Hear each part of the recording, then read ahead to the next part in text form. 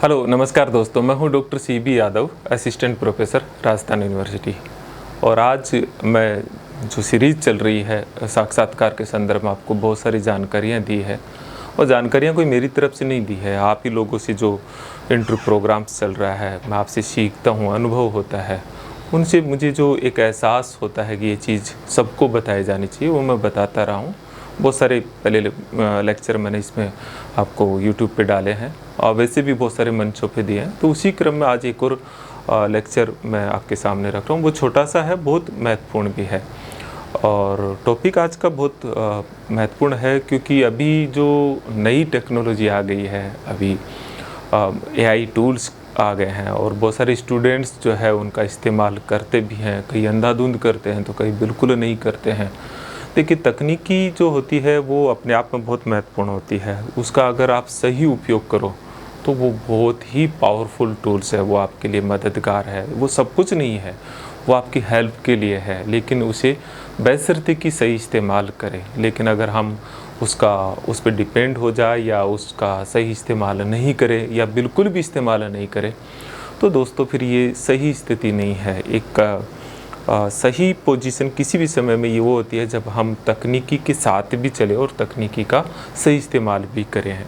तो मैं आज इसी पे चर्चा करूंगा और मेरा टॉपिक जो मैंने रखा है कि जो असिस्टेंट प्रोफेसर और जो RS, ये दो प्रोग्राम्स मेरे चल रहे हैं। वैसे तो सभी के लिए ये बराबर रूप से महत्वपूर्ण होता है, लेकिन स्पेशली जो असिस्टेंट प्रोफेसर के स्टूडेंट्स में बड़ा प्रोग्राम चल रहा है, उनमें how to use AI tools in interview, उनमें जो आर्टिफिशियल इंटेलिजेंस के टूल्स हैं उनका कैसे इस्तेमाल कर सकते हैं, इस पे चर्चा करेंगे। हमारे जो रिजल्ट्स आ रहे हैं, बहुत अच्छी सूचनाएं आ रही है कि अभी जैसे RPSC की ड्राइंग और पेंटिंग में 6 स्टूडेंट्स का सिलेक्शन हुआ है। स्कल्पचर क्या बोलते हैं उसे हम, मूर्ति कला, उसमें तो हमारा सेकंड रैंक रही है। इसी तरह से पॉलिटिकल साइंस के जो रिजल्ट है वो तो बहुत बढ़िया रहे हैं, उसमें 28 स्टूडेंट्स रहे जो मेरे इस प्रोग्राम से रहे। बाकी जो यूनिवर्सिटी में जो हमने एक कॉमन प्लेटफॉर्म चलाया था उस पे 62 स्टूडेंट्स सेलेक्ट हुए। तो ठीक है, हमें लगता है कि एक ऐसा जगह जहाँ स्टूडेंट्स के लिए एक असिस्ट करना, एक होता ना कि एक ऐसी जगह जहाँ उनको कोई उनको सुनने वाला नहीं मिलता। सही बात तो यह है। तो उनसे सुनते हैं, उनके एक एम्पैथी रखते हैं, उनकी क्या हेल्प की जा सकती है। तो मैं कोशिश की है इसमें। तो मैं इसी रिगार्डिंग कभी कभी संतुष्टि भी होती है, लेकिन बहुत मेहनत भी होती है इसमें, क्योंकि हर स्टूडेंट के साथ अलग से बैठना, इतना समय निकालना। तो आप मेरी जगह रह के देखो तो थोड़ा सा आपको महसूस होगा ये बात कि काफ़ी हार्डवर्क की डिमांड रखता है। तो मैं इसी संदर्भ में थोड़ा सा आज आपको इंटरव्यू के रिगार्डिंग चीज़ों को थोड़ा मैं अलग तरह से बता रहा हूँ, जो मैंने महसूस किया है, क्योंकि हर दिन इंसान सीखता रहता है, मैं भी सीखता रहता हूँ। तो जो पूरी साक्षात्कार की प्रक्रिया है, स्पेशली असिस्टेंट प्रोफेसर पे मैं चर्चा पहले करूँगा और डिटेल से करूँगा। वो अल्टीमेट है क्या, उसको मैंने गहराई से देखा तो मुझे कहीं किसी एक विदेशी जो मैं स्पीकर को सुन रहा था और फिर मैंने महसूस किया कि वो बात कितनी सटीक और कितनी बेहतर है। क्योंकि ये इंटरव्यू की प्रक्रिया सेम वैसी है जैसे कि एक रिसर्च पेपर पब्लिश प्रेजेंटेशन देते हो। आप में से बहुत सारे स्टूडेंट्स ने रिसर्च पेपर प्रेजेंटेशन अच्छी वर्कशॉप में दिया होगा, या जैसे कि स्पीकर के तौर पे मैं बहुत सारी वर्कशॉप में जाता हूँ और वहाँ पे मैं एक रिसर्च पेपर अपना एक क्षेत्र में अपनी बात रखता हूँ। उसके बाद में जो ऑडियंस होते हैं वो सवाल जवाब करते हैं, जो भी वहाँ और जितने भी उसमें सारे एक्सपर्ट, सीनियर प्रोफेसर सब होते हैं, उनमें से कुछ क्वेश्चंस होते हैं, उनका जवाब कैसे देते हैं। मुझे लगता है कि असिस्टेंट प्रोफेसर का इंटरव्यू तो सेम वही प्रोसेस है। तो ये बिल्कुल ऐसी ही प्रक्रिया है जहाँ इंटरव्यू में जो क्वेश्चंस पुटअप करते हैं वो उस एरिया से पूछते हैं पहले, जो आपका अपना स्पेशलाइजेशन हो, जिस पे आपको आता हो। जो नहीं आता हो उससे सामान्यतः इंटरव्यू में, सामान्यतः मैं इसलिए यूज ले रहा हूँ क्योंकि 1-2% का तो कोई कहा नहीं जा सकता, और अगर कभी हो तो भी आप कह सकते हो सर ये मुझे नहीं आता है, मुझे ये क्षेत्र आता है, तो उसमें से आप पूछेगा। तो इंटरव्यू की प्रोसेस क्या होती है, शुरू में बायोडेटा और जॉब और आपका क्षेत्र अगर है तो उससे संबंधित क्वेश्चंस होते हैं जिस पे मैं बहुत कुछ बता चुका हूँ। लेकिन ये प्रोसेस जो है वो as such research paper presentation जैसी है, जिसमें आपका एक एरिया है, मतलब आप एक डिसाइड करके जाइए पहले से कि मैं किस क्षेत्र में मुझे बताना है। तो एक तरह से आपने वो रिसर्च पेपर प्रेजेंटेशन घर पे दे दिया, ये मान के चलिए। अब उस पर एक सवाल जवाब की जो सीरीज होगी वो एक असिस्टेंट प्रोफेसर का इंटरव्यू है। मतलब क्या है? मतलब सीधा सा है दोस्तों कि आपको एक एरिया डिसाइड करना है। जिनका पीएचडी है उनका पीएचडी एरिया पहले से डिसाइड है, फिर आप उसमें कुछ ज़्यादा कर नहीं सकते हैं। और जिनका पीएचडी नहीं है उनसे पूछते हैं कि आप क्या पढ़ के आए हो, कौन सा क्षेत्र है जिसमें आप आगे अगर असिस्टेंट प्रोफेसर बन गए तो पढ़ाना चाहोगे, कौन से 2 पेपर आप आगे लेना चाहोगे, नहीं है, या आपको सबसे पसंदीदा पेपर कौन सा है। पेपर की बात कर रहा हूँ, सब्जेक्ट की नहीं। या कौन सा पसंदीदा एरिया है, आज इंटरव्यू के लिए क्या तैयारी करके आए हो, या आपका ऑप्शनल पेपर कौन सा था। ऐसे कई तरह से वो आपका एक स्पेशलाइजेशन एरिया जो होता है या आपकी जो चॉइस होती है उसको पूछता है इंटरव्यूअर। और उसमें ये मानते हैं कि ये तैयारी करके आप आए हो तो क्यों नहीं हम थोड़ी बातचीत करते हैं उसमें। लेकिन और जब एंड ऑफ द इंटरव्यू, मतलब जब वो बातचीत का क्रम काफ़ी अच्छा चल पड़ता है तो लास्ट के अंदर इंटरव्यू में सामान्यतः उस सब्जेक्ट से रिलेटेड कुछ लेटेस्ट टर्मिनोलॉजी, कुछ अदर जगह से टर्म्स, कुछ आपका डेडिकेशन, कमिटमेंट जानने के लिए आप कैसे करेंगे उसको, इसमें आएंगे तो आप कैसे उसको टीचिंग करवाएंगे, आप क्यों करना चाहते हैं, इस तरह के कुछ क्वेश्चंस होते हैं। मतलब ऑल ओवर सब्जेक्ट से कुछ 2-3 टर्म्स पूछते हैं, या कुछ अदर इश्यूज पे भी सवाल होते हैं, या कोई कंटेम्प्रेरी इश्यूज होता है उस पर भी सवाल होता है। तो आप समझिएगा कि इंटरव्यू एक सामान्य सी बिल्कुल प्रक्रिया है, बातचीत की प्रक्रिया है, जिसमें आपका एक स्पेशलाइज्ड एरिया है उस पर बात करना चाहता है। तो आप पहले बता दीजिए, पीएचडी है तो पीएचडी, या एक कोई सब्जेक्ट है तो वैसे, तो कैसे रखें, तैयारी कैसे करें, ये एक सवाल है। और उसमें फिर हम एआई टूल्स का इस्तेमाल कैसे करें। तो देखिए, जिन स्टूडेंट्स का पीएचडी हो चुका है उनका तो एक स्पेशलाइजेशन, एक एरिया तो फिक्स हो गया, और एक एरिया विषय में वो पूछ लेंगे कि कौन सा विषय आपका, कौन सा पेपर आपका पसंदीदा पेपर है। जिनकी पीएचडी चल रही है उनका भी यह है, जिनकी संभावित है उनसे भी थोड़ा वो कि आपने कुछ लिटरेचर तो पढ़ा ही होगा। लेकिन जिनका पीएचडी नहीं है उनके लिए फिर वो कोई पेपर पूछते हैं, कोई 2 पेपर पूछ सकते हैं, कोई 1 पेपर पूछ सकते हैं। पहले 1 पेपर पूछे, फिर दूसरा पेपर भी पूछ सकते हैं। उसमें से फिर कोई टॉपिक पूछते हैं कि किस टॉपिक पे आपसे चर्चा करें। जनरली जो मैंने अनुभव किया है आपके मॉक इंटरव्यू से, आपसे बताने के बाद में भी, मतलब मुझे कभी कभी तो मित्रों दुख होता है। मैं मेरे 1-to-1 सेशन, ये सारे वीडियोज़ के माध्यम से आपको बहुत डिटेल से बता देता हूँ कि आप कोई एक एरिया फिक्स करो, इंटरव्यूअर को बताओ कि आप कहाँ इंटरव्यू देना चाहते हैं। लेकिन जब फिर मॉक लेते हैं, फाइनली जब आपका डेट फाइनल हो जाती है, उससे 5 दिन, 7 दिन, 10 दिन पहले मैं मॉक लेने बैठता हूँ, एक्सपर्ट को बैठाता हूँ, और मैं सरप्राइज़ हो जाता हूँ जब आप कहते हो मुझे कहीं से भी पूछ लो। मुझे कभी कभी तो बहुत ऐसा लगता है कि क्या किया जाए, आपका पता नहीं कहाँ से डिसाइड करते हो। लेकिन मैं फिर एक चीज़ कह रहा हूँ कि आप इन चीज़ों पे जो मैं बताता हूँ वो काफ़ी एक्सपीरियंस के बेस पे है, एक टॉपिक पे काम करने के आधार पे है। तो आप थोड़ा सा देखिए इसे, क्या करना है, आप एक अपना स्पेशलाइज्ड एरिया है वो ज़रूर फिक्स करो, वो इंटरव्यूअर के सामने रखो, और उसमें आप कैसे कैसे तैयारी करें। तो जो तरीका है वो तो क्या है जो हम करते हैं कि आप उस स्पेशलाइज्ड एरिया की लिटरेचर पता करो, उससे संबंधित जो है जितने भी 2-3 जो बुक्स में, केवल एक बुक्स में नहीं, डिटेल से एक बार डीप बहुत अच्छे से पढ़ाई करो। आपके पास कुछ नोट्स है वो है, सबको कंपाइल करके कीवर्ड्स के तौर पर 3-4 पेज में आप उन्हें बनाओ, पहले बना करके फिर आप उन्हें रिवीजन करो। रिवीजन करने के बाद में उसका एक उस टॉपिक का मंथन करो, ठीक है। मंथन करने के बाद फिर सवाल जवाब के भीतर आओ, और तब एआई टूल्स आपको मदद देगा। क्या क्या टूल्स है हमारे पास में? हमारे पास चैट जीपीटी है, ग्रोक है, डीप सीक है, ये तो मोटे तौर पर है। और बहुत सारे तो और भी टूल्स है, मैंने उसके बारे में देखा, लेकिन मुझे वो प्रैक्टिकली नहीं लगा। लेकिन इन टूल्स का आप इस्तेमाल कर सकते हैं। इनमें क्या होता है कि जितना भी मैटर जो वर्चुअल दुनिया में है उनसे ये एनालिसिस करके, उनसे कंसोलिडेट करके जो आपकी रिक्वायरमेंट है उसके अनुसार आपको कंटेंट अवेलेबल करवा देते हैं। लेकिन इन्हें कैसे इस्तेमाल करते हैं, इनकी थोड़ी प्रैक्टिस आप ज़रूर करना। तो इनकी ऐप आती है, डाउनलोड कर लीजिए, लेकिन ये असिस्ट ज़रूर करेगी। अब मैं असिस्ट क्यों कह रहा हूँ, सब कुछ इन पे बेस हो गए तो फिर तो ख़त्म ही हो, फिर तो कोई मतलब ही नहीं है। लेकिन आपको मैंने जो प्रक्रिया बताई कि आपका अपना एक स्पेशलाइज्ड एरिया, जैसे पीएचडी टॉपिक हुआ, 2 पेपर आपके हो, 2 पेपरों को एक तो गो थ्रू कर जाओ, फटाफट पूरा पढ़ डालो। उन 2 पेपरों में कोई 2-2 टॉपिक डिसाइड करो जिन पे आप कहो कि मुझे मेरा इंटरेस्ट इस पे ले लीजिए। वो जो टॉपिक होंगे उन पे आप जो है इनका इस्तेमाल करो। कैसे कर सकते हैं, देखिए उसमें सबसे पहले ज़रूरत है कि जो टॉपिक आप डिसाइड किया उसमें लिटरेचर कौन कौन से, क्या क्या लिटरेचर है उससे रिगार्डिंग। अगर कोई थिंकर और विचारक कोई भी हुआ तो उसकी कौन कौन सी बुक्स है, किस ईयर में पब्लिश हुई है। सबसे पहला काम होता है आपको उस टॉपिक से संबंधित लिटरेचर क्या क्या है, आप लिस्ट बनाइए कि इन बुक्स से ये लिटरेचर अवेलेबल होता है, फिर इसमें इन का विचार है, फिर इन के विचार में ये बुक्स है। पहला काम आप लिटरेचर पता करो। तो लिटरेचर पता करने में एआई टूल्स से पूछो कि इस टॉपिक से संबंधित लिटरेचर क्या है, इससे संबंधित कोई विचारक आया उसका लिटरेचर पूछो, तो आपको बहुत सहायता मिल जाएगी, बहुत जल्दी से आपको चीज़ें अवेलेबल हो जाएगी। और आपके फिर दूसरे सोर्सेज है उनसे टेली करते हुए फाइनली आप नोट कर लीजिए उसे।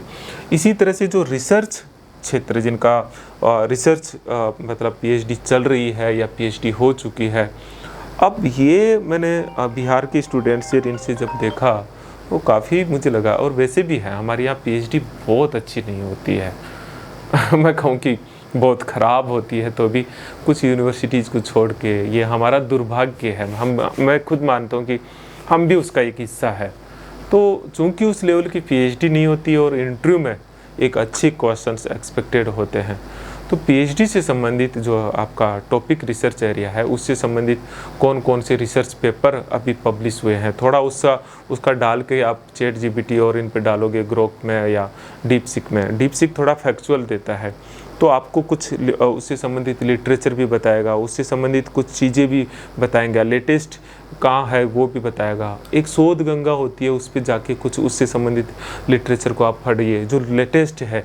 तो थोड़ी समझ को व्यापक बनाइए, मतलब जो आप सोच रहे हो ना कि मेरी तो पीएचडी हो गई, मुझे तो आता ही है इसमें, थोड़ा उससे बाहर निकलिए, थोड़ा डिटेल जाइए, थोड़ा और वर्क कीजिए उस पर, क्योंकि उस पर आपका इंटरव्यू होने वाला है, उससे आपका बहुत कुछ डिसाइड होने वाला है।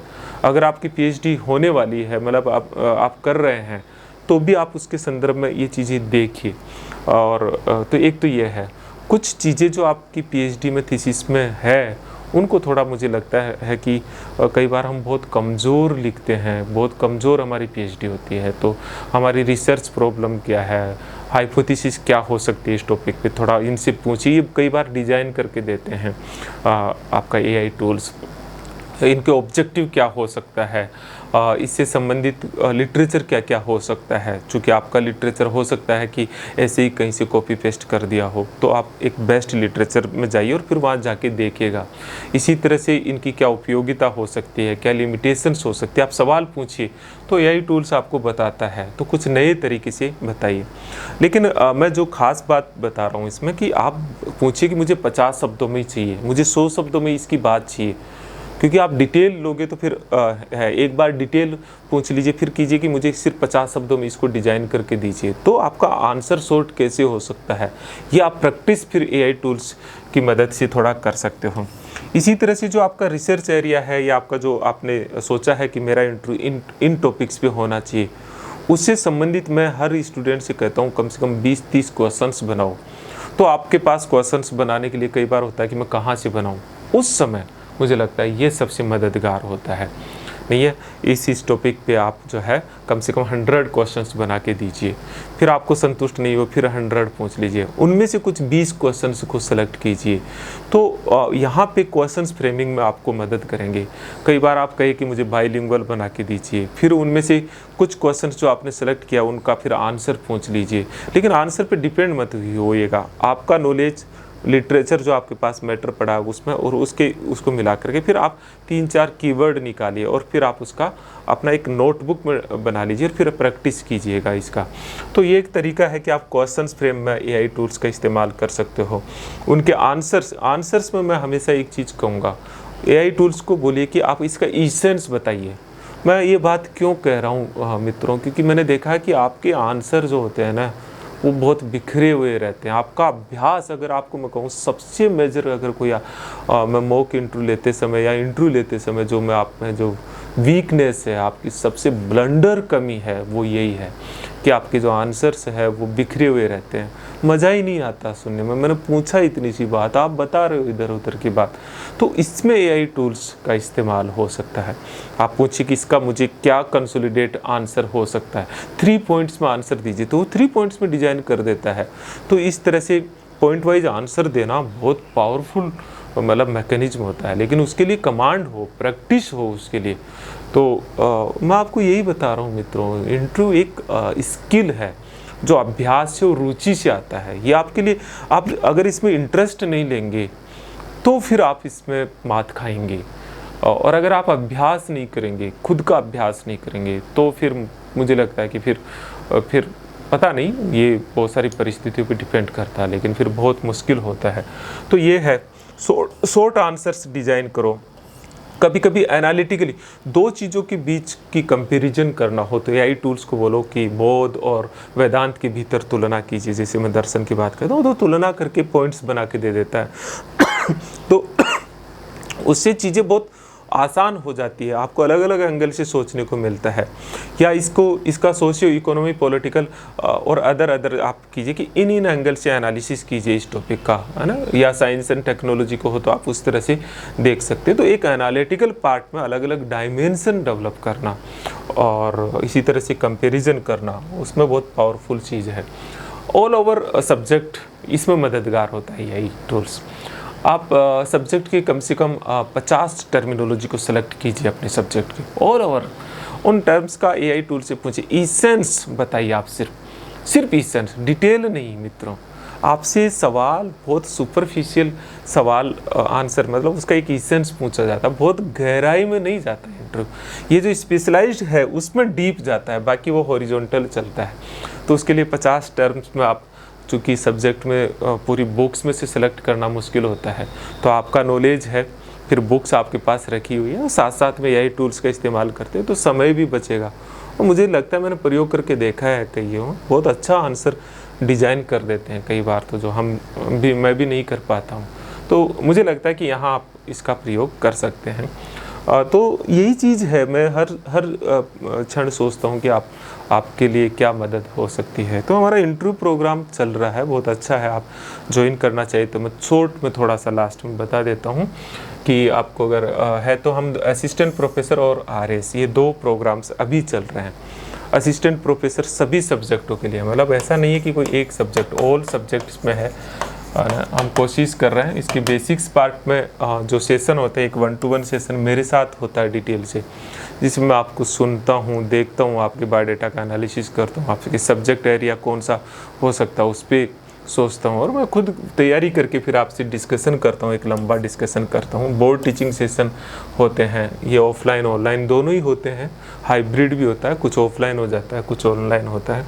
ओरिएंटेशन सेशन हम ग्रुप्स में जूम पे करवाते हैं वर्चुअली, मोस्टली किसी एक्सपर्ट से डिस्कशन करवाते हैं। और जो हमारी ऐप है सीबी कैंपस, उस पर सारे अपलोडेड है अभी, जितने हो चुके हैं वो भी।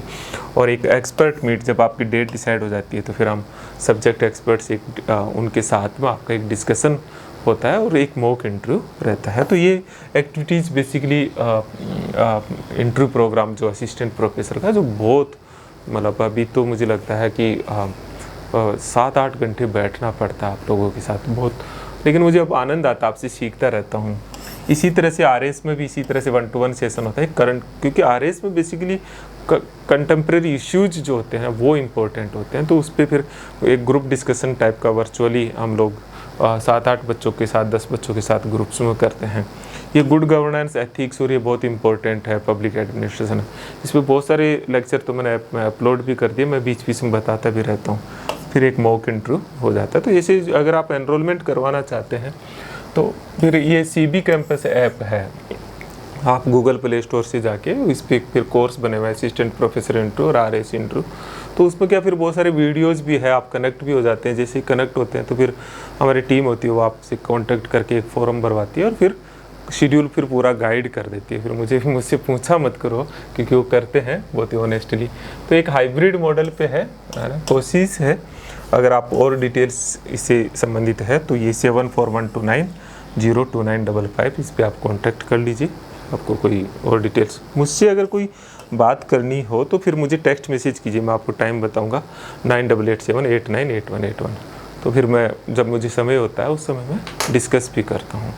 तो मैंने आज एक ऐसे पॉइंट पे जिस पे आप लोग काफ़ी डाउटफुल हो, जिसको लेके आपको कभी हिचकिचाहट होती है तो कभी पूरे डिपेंड हो रहे हो, तो ये थोड़ा सा है। मैं थोड़ा सा हो सकता है कि आपको यूज नहीं आता हो, तो मैं बहुत सिंपल है आप है ना, ये दोनों तीनों नाम बताया मैंने। वो गूगल प्ले स्टोर पे भी अगर एप्पल फ़ोन नहीं है तो गूगल प्ले स्टोर पे ऐप डाउनलोड करके कर लो, फिर गूगल जीमेल से लॉगिन कर लो। नहीं तो आप डायरेक्ट भी जो गूगल पे जाके आप लिखोगे ChatGPT, ग्रोक, तो डायरेक्ट भी आप उनसे इस्तेमाल कर सकते हैं।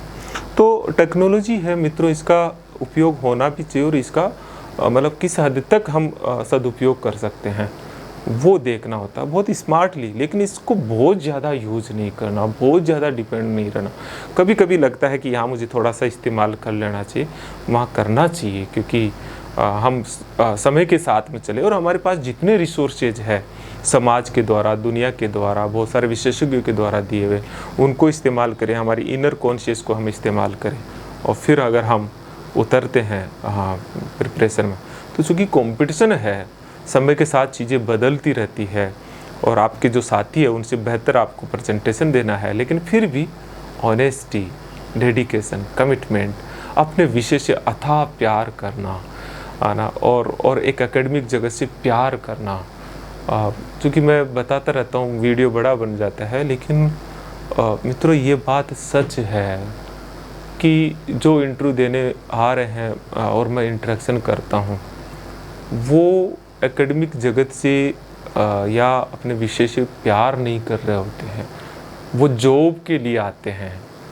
असिस्टेंट प्रोफेसर एक जॉब नहीं है, ये जॉब नहीं है, एक हॉबी है, ये अपने आप में एक कहें कि मिशन होता है। तो आप मिशनरी बन के आइए, आप विजन लीजिए। आपको अपने विषय के प्रति नहीं है तो सोचिएगा। और कहने के लिए नहीं कह रहा हूँ, मुझे दुनिया में जितनी करियर चीज़ें दिखती है उसमें ये असिस्टेंट प्रोफेसर, सिविल सर्विसेज भी उसमें बहुत बेहतरीन करियर है। तो अपना जो इंटरव्यू दे रहे हैं जिस क्षेत्र में, उसे जॉब के लिए ना दे, उसको एक अगले मिशन के लिए दीजिए कि मेरा एक बड़ा मिशन है, उसमें एक आनंदपूर्वक जीवन होगा जिसमें मुझे बहुत चीज़ें जाननी है। अभी तो आप छोटे स्टूडेंट बुलबुले हो, सीखना है ना। तो उस दृष्टि से आप सोचेंगे तो परमात्मा की और ब्रह्मांड की ताकतें भी आपकी मदद करेगी। तो निश्चित तौर पर आप सब लोग ऐसा करते ही हो। हम मिलेंगे, किसी न किसी जगह मिलते ही रहेंगे, फिर मिलेंगे, फिर दूसरे किसी लेक्चर में मिलेंगे। चलिए आज के लिए इतना ही, नमस्कार।